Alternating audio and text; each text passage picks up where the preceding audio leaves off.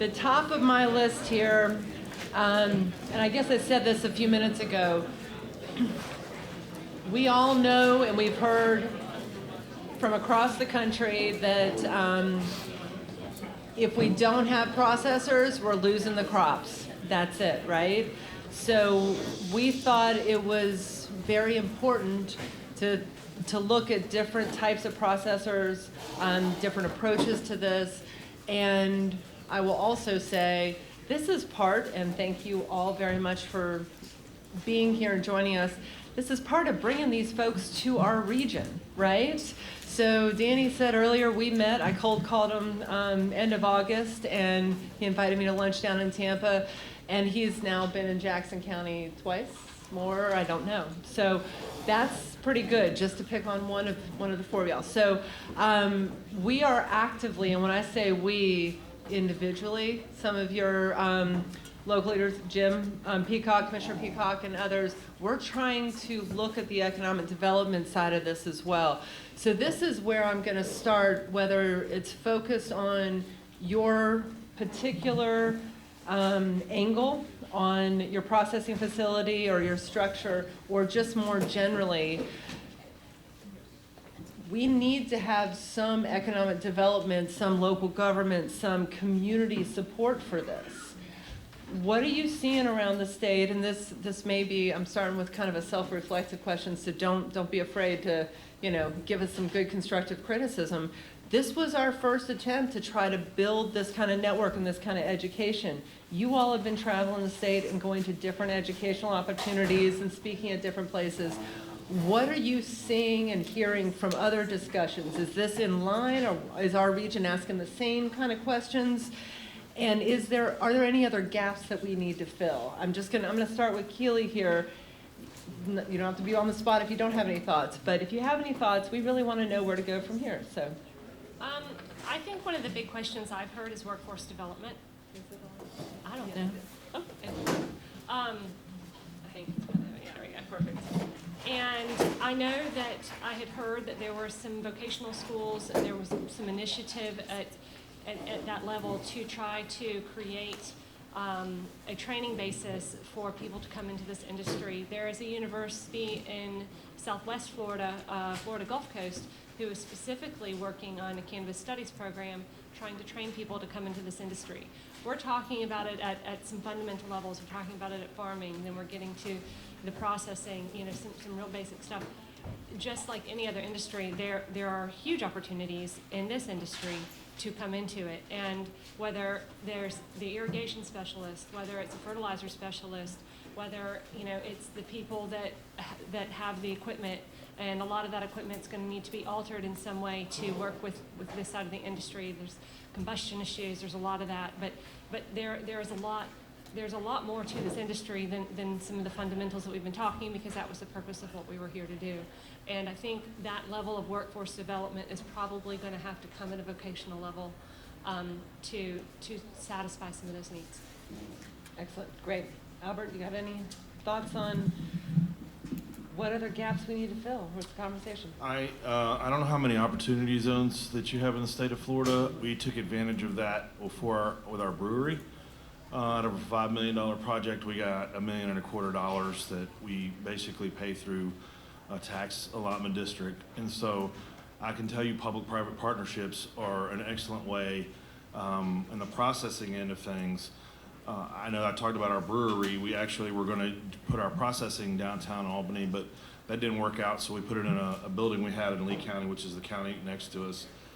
But there are a lot of opportunities in a lot of cities. If you're putting more than one process site, like we'll do something in Jackson County or any other of these North Florida counties, there's plenty of buildings that they own. There's plenty of different opportunities to just sit down with the EDCs and say, hey, can we get the word out, or are there grants, are there tax breaks for bringing XYZ employees to the table?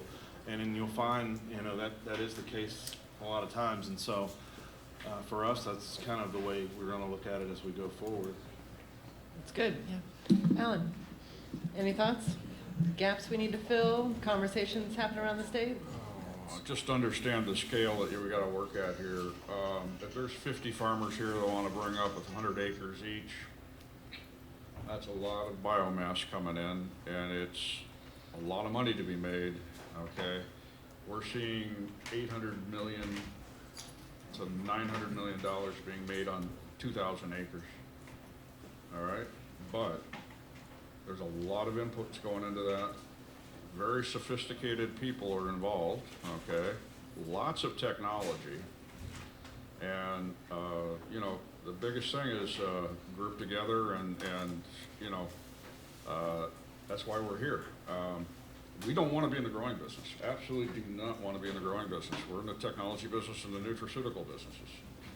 But it's a new market. It's going to take a lot of capital. EDCs need to understand that it's not millions of dollars, it's hundreds of millions of dollars that need to go into these areas. And you know, I think you guys got a real opportunity here. You convert all this deadfall biomass to a lot of hemp that actually could outperform that deadfall by about 1,000 times. So. Let me get Danny in on this, and I'll come right back to you. Danny, you got a thought about this? Thank you, Alan. It's working. It's working. I agree with what Alan's saying, and opportunity zone. There's plenty of that out there. One thing I found, and I've been on touring the whole state with different events, is the THC level. You know, you got to get with your state rep or local rep. That .03 is man, that is freaking low. You know, that's going to be a problem. And I don't know if they told you guys how that's going to work. So if you have a farm, it's going to be broken up to 4 quadrants. So they pick some plants from the middle quadrant, from 1, 2, 3, and 4, and then the center where it all meets together. You send it off to the state 30 days before you harvest. If it comes back hot, whatever quadrant it came from, it's gone, the whole quadrant. So if you're a 100-acre farmer, 25 acres, 50 acres could be gone. You know, so make sure you talk to your state rep, to talk to our representatives in Tallahassee and Holly and Nikki and them, and see what we could do about .03. That's my biggest thing I've taken from all this. Okay. Good points all, and I'm going to get 2 questions, and I'll ask another one. Yeah, go ahead. Kristen, Yeah. not so much a question, but oddly enough, I went to the October Hemp Fest, Hemp Summit in Yes. Tallahassee, and within days of that summit, I came back and this was in my mailbox. I don't know if anybody else got this here. It's from Neil Dunn. Yeah. And it speaks to the point about capital being needed, right? It also speaks to the destruction, 300 million acres, or was it 3 million acres, Yeah. right? Effectively destroyed timberland. And in this piece right here, and you've got President Trump signing this, federal funds, and it's bullet pointed here, number 2 bullet point, secured $3 billion in funding for the many farmers, ranchers, and timber producers who suffered terrible losses in the storm. I don't know how many elected people are still in the room, but you should be in the ear of Mr. Dunn, trying to figure out how that $3 billion can get in the 850. That's what I got to say about that. Thank you for that. David, I'll get to you in 1 second. I'm glad you brought up some of the other types of funding. A question that I get asked a lot, I know Chris and his team gets asked a lot, is where's the intersection between the disaster supplemental funding and this industry? I can't tell you how often I'm talking to folks about the disaster supplemental. It may have been signed 8 months after the storm instead of a typical within the first month after Katrina and other storms. But you all know firsthand we haven't seen any of that money yet aside from FEMA, right? So the announcement last week with FDACS and US Forest, this could be very helpful for some funding coming there.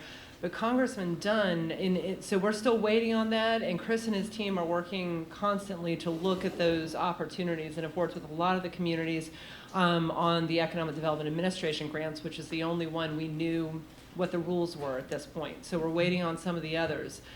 But Congressman Dunn did push for a reevaluation of the opportunity zones. You've heard all these folks kind of mention those in this region because they were drawn within a couple months.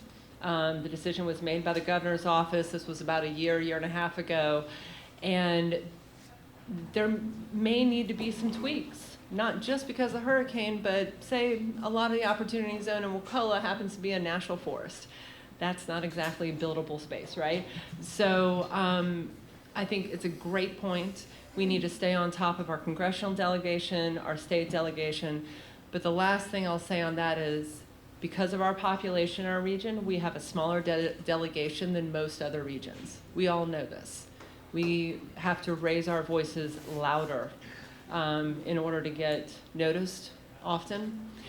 But this industry is something, and we saw this with the hemp bill in 18. I'm sorry, I'm chiming in on the panel now, but this is what I've learned in the last few months. Because Mitch McConnell from Kentucky, Senator McConnell, has seen the impact on the economy in Kentucky. He was the driving force behind the Farm Bill to get this passed. So starting to really show the economic impact, the jobs on this, I think is a way to get all of our delegations from around the state to really keep up the focus, look at the THC levels, those types of things. So I leaned into this point a little bit because I sit on a county commission and I see all, how much of a struggle it is to get the ear sometimes, particularly for our region. This is one area that we should not be quiet because we're going to have a lot of partners from around the state who are doing the same thing and around the country. So thank you. Editorialize there, but go ahead, Dave. Yeah. To the issue of the workforce development, it's not just agricultural workforce. You guys have to understand that the processing requires a lot of high education laboratory technology. And so my university, we have a Global Forensic Justice Center, and so we're deep into the forensic side of this. And we are actively working, just like FGCU was working on the technology program, we're working on with the forensic community to literally develop the tools and also the know-how to be able to work with the industry. But to your point on trying to lobby the legislature, I spent 26 years with the legislature on the House and Senate. It's not what privacy clause has in the Congress. So it's Congressman Dunn, it's Matt Gaetz, and he has expressed himself as a big advocate for this industry. And his district was wiped out, so he is the best person. We needed Congress to do two things: reconcile the 0.3 arbitrary level, and get them to reconcile the DEA and the FDA law because they don't speak up. And we also, everybody in this room that wants to go for the industry should talk to your local legislators, whether it's Montford or whoever it might be up here, that we need to separate in the statute hemp grown for human consumption and hemp intended for industrial use. The standards for human consumption put the price per acre almost out of reach for the average farmer. So you almost have to reach that holy grail of CBD if you want to get your return on investment. We'd like to lobby the legislature to get them to create two pathways and have an industrial hemp pathway and a human consumption pathway. The only thing that will happen is you guys reach out and tell your local legislators that that's what you want to do, is you want to grow for hemp and fiber and seed, because you see that's the future. And the law would preclude you from doing it in a proper manner the way it is right now. Thank you. That would still have to come in at a federal level. Yeah. It's a top-down issue. Yeah. You want to say more about, Well, in case everyone didn't hear the question? Yeah. it just, like he was saying, and as I said earlier, welcome to regulated industry. Being active and politically active on this issue is mandatory. And there's definitely going to be leaders in the industry that step up and can help be part of your voice. But lobbying at contacting your leaders at a state level and letting them know that this is a big problem. They want to see you successful. I know they do. I mean, I've spoken to a lot of them. I know many people in here have spoken to a lot of them. I'll tell you, like she said, Mitch McConnell is a driving force. He should hear from us too. His state does not have to qualify. His state is one of those states, even though it's listed that they do the THC, they still have a higher level to get to that's not just that 0.3. So even they will start to see issues in this processing, in the having hot hemp issue and the cultivation issue. So yes, at a national level, it's a top-down problem. I thought I saw another hand up. Okay, so there are so many different voices in this mix now, and I've heard a lot of similar things from the four of you and a lot of different things. And I'm going to pick on you for a second, Alan, as someone who actually grew up in a place called a co-op, not communist at all. The cooperative approach for lowering the cost of seeds, for working together as a region so that we have access to facilities that we may not be able to afford otherwise. You're talking very big numbers, and I'm going to get to the other three, but I'm going to start with you, Alan, because you're saying it's a very high dollar investment and other things, and yet a lot of other people are saying there are lower entry points here that could start to really, pun intended, get the industry to take root.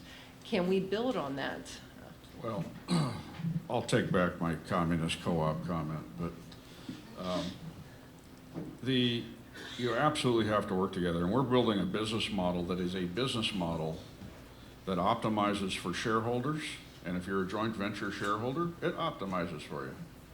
If you aren't, it's going to take advantage of the market conditions. The joint venture approach we're taking is optimizing seeds and seedlings. It's optimizing cloning. It's optimizing laboratory work, optimizing everything that the farmer needs in that stack, and it's standardizing it also, which is really critical. Right now, there is zero standards in this industry. There's this 0.3 thing, but I don't know what the hell that means. That's pretty arbitrary, and the plant ignores that all the time. So my feeling is that yes, you have to band together. I believe there needs to be a hybrid partnership of local farmers and growers, corporations like ourselves, and the public governments. And it's not just a public-private partnership. There has to be some big technical leadership. There's reasons why there's AWS and Google and some Microsoft and leaders in industries. And I'm used to that kind of type of situation where standardization prevails, open sourcing prevails. There shouldn't be any secrets really in this. I mean, we got some intellectual property, but yeah, that's ours. But how you do this business, it should be wide open, and it ought to be standardized. And everybody seems to have some magic dust somewhere in this thing. It drives me crazy. All right. Danny, you got any thoughts about how we lower the cost or what you're seeing here in other states? And you may have already addressed this earlier. And I'll toss the question over to both of you as well if you have anything else to add. When you say lower the cost on seeds? Lower the cost on seeds. I mean, just looking at these cooperative models and other things like that, is that an opportunity? I Yes. guess I'm hearing different things, yeah. Well, I think so. I think also we need to possibly talk with the state again. I'm big on talking to the state legislation. I'm hearing the certified seed situation, so you have to buy certified seeds. Well, when you buy certified seeds, if you're a farmer, you understand how to create a grow house or a mother house. Well, if you don't have permission from that company that you bought the certified seed from, you can't create the mother house to get the clones. So that's a whole nother story there. So we need to address those issues, because I think the best thing for farmers is to buy some seeds or buy some clones, create your own mother house.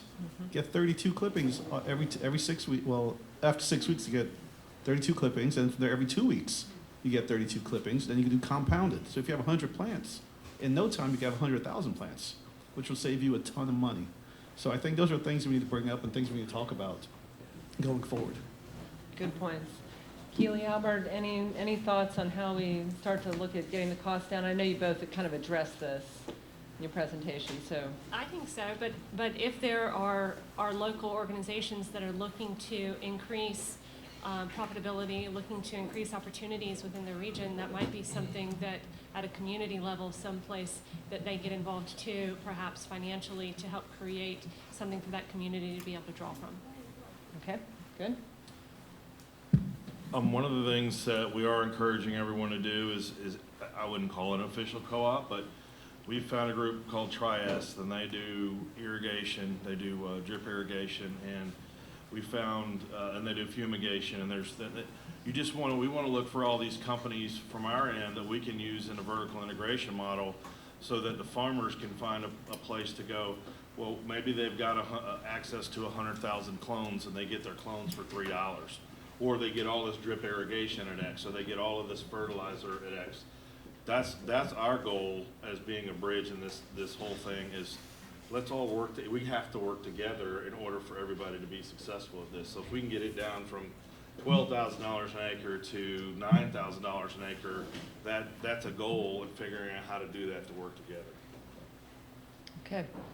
So I'm glad you just used the phrase vertical integration. I want to just recognize that in our state for the last few years, a lot of us have been really chafing at the phrase vertical integration, right? Right, I see some nods on that. So for the medical marijuana side, it was vertically integrated. And a lot of other issues with that locked a tremendous number of people in the state, from my perspective, a lot of people's perspective, out of that industry. That may be changed, it's being challenged right now, but when y'all are talking about vertical integration, it is your corporate model that is vertically integrated. It is not the rules. As you heard from Steve Hall and the others this morning, you can have a permit for farming. Anybody can have that. That is not the same for medical marijuana, right? So we've used that phrase a lot, and it's something that kind of sticks out to particularly a lot of folks in Florida. There was one other thing that I think it came up in the panel, maybe Scott mentioned it this morning, but a prediction that CBD oil extraction will move indoors at some point. This was the pollination that we were talking about. And do you agree with that prediction? And particularly if the fiber really started taking off, if we had some production facilities that were manufacturing products from the fiber, do you see any drivers in that? If we really want to get focused on fiber, is that one of the things that's going to happen? Yeah. So we have a long-range viewpoint on this. We're looking at species of plants that do both. And as the THC rules get relaxed across the states, we're looking for the optimum plant that's got high of everything: fiber, THC, CBDs, whatever. And the reason for that, and talking about indoors,